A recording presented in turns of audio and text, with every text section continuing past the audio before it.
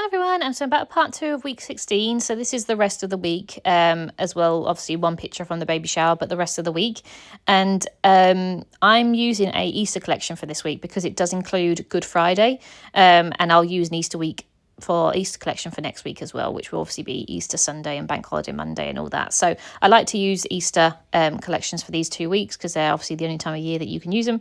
And also always trying to do a little bit of Easter stuff in that week, but it's they're always quite spring-like as well, so they match quite nicely. So I'm using the My Favourite Easter from Cartabella. I think it's a 2022 collection. It could be 2023, but it's a lovely collection. I've not used it at all yet. I think the last couple of Easters I've been really focusing on using some other collections. I think I had an Echo Park one that I still haven't finished, and I really tried to use it, but it just didn't work with the layouts. There's only so many cut aparts left, and if they didn't fit in these where the pictures were going and stuff like that, it just didn't work. So I will use it up eventually, but yeah, I just thought I'd get some different collections out. So yeah, really lovely collection, very pastel colours, and I love all the fonts and all the little word stickers as well with it. So yeah, it's fun to use spring collections. So the first photo is going to be a group photo of all of us at the baby shower. So obviously I did that the same in week 15. I took a picture of the group. Well, I didn't take a picture, but I took the photo of the group and put it in week commencing the 15th. And then I did a separate layout for the baby showers. And so I did the same for this one, include the group photo in week 16. So yeah, I really like how that one come out. So it's like the main photo from the Sunday. And then the 2 photos are going to go in the middle. I got a little Easter package from my grandma, which is always nice. She always sends us some random little bits. She sent us some chocolates, a card. She bought some scratch cards, and she also bought some treats for the cats as well. So it's always nice to open up. So I just did like a flat lay, I suppose, of what she included in there and the card. And then I did have some hot cross buns, which I don't normally have, in all honesty. I can't remember the last time I had them, but I was in Asda's and I thought, I'll pick some up. They're only like 90p or something, and they're really nice. I heated them up and just had them for lunch one day, and just enjoyed them because obviously they're a very spring thing. So I thought I'd have those. So I'm just sorting out my cards, really. I'm trying to decide where I want to put things.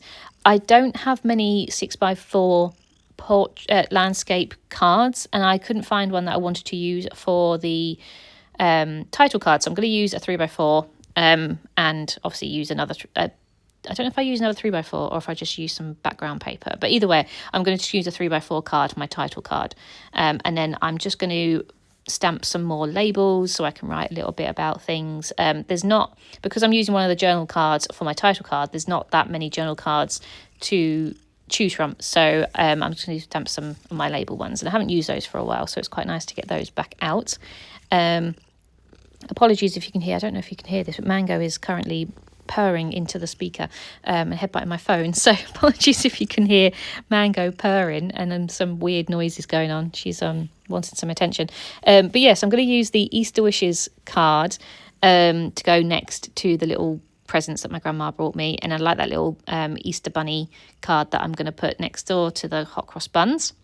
Then on the Wednesday, I think I was off. Yes, I was off on Wednesday. So Joe and I actually went to Manchester, but we didn't go to Manchester City Centre. We ended up going to Manchester Airport and going to a really cool restaurant that's next to the runway, and it sells pretty much everything that you'd want it to, a main restaurant does. So it's not like a little cafe, it's a proper restaurant. So we had pizza and burgers and stuff like that. And the views are incredible of the runway. So it's literally next door. And you can go out, sit outside. The weather wasn't cooperating very well, to be fair, this day. It was very wet and windy. But we did go outside for 10 minutes to go watch some planes. But where we were sat for our food, we were right next to the window looking out anyway, so we could still see all the planes close up. It was just obviously better if you went outside and literally stood next to the fence. But yeah, it's really cool. So it's literally called the Airport Inn, I think it's called. But it's really fun, and it's right next door to Manchester Airport. You can walk it from the train station, and yeah, we just went for lunch, and it's just a bit of a different day out, really. So that was fun. So I just took a picture of one of the flights that was landing, as a 6x4 photo. And again, I'm going to use, obviously, I've used one of my stamp labels to write a little bit about that.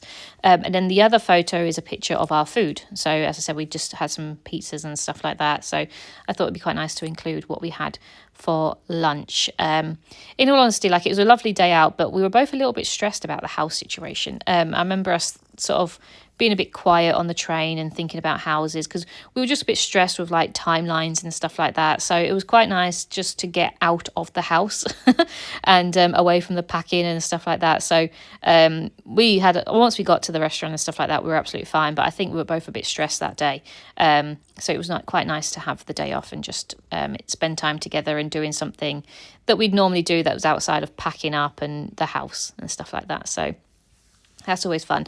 I've always said, like, when we're moving house, I would sort of calm down on the day trips and, just focus on getting sorted in the house. But I'm literally spending every evening after work sorting things out. And so when it came to having the day off, it was quite nice just to do something non-house related, just so I didn't get a bit burnt out with it and a bit fed up. So I've been doing bits and pieces every day, and just slowly getting there. But as of today, I'm filming this on the 2nd of May and we still haven't got a date yet of when we're moving. So it's still an ongoing process, and we'll just see what happens. It's just taking so long. But I don't know if I got time to talk about this, but I was listening to someone on Instagram the other day, and they say that in America, people move within like 30 days. Like, you sell your house and you buy a house, and then within 30 days you've got to be in that house and out of your house. I just can't believe that. That is completely different to what we do in the UK, and it's not good at all. We've been on this since February, and it just takes months, absolutely months. And we're in a chain of people, but even this person that I was listening to, she wasn't in a chain at all. So it still takes months. So it's just madness. And it's just the point that you don't know if anything could go wrong. I mean, I've ranted about this so many times on these videos, so I do apologise. You're probably sick of hearing all the house stuff. But it's just that worry that something's going to fall through. But hopefully we'll be moving out this month, so we'll see. But I hope you enjoyed this part, and I'll be back with the third part shortly. Bye.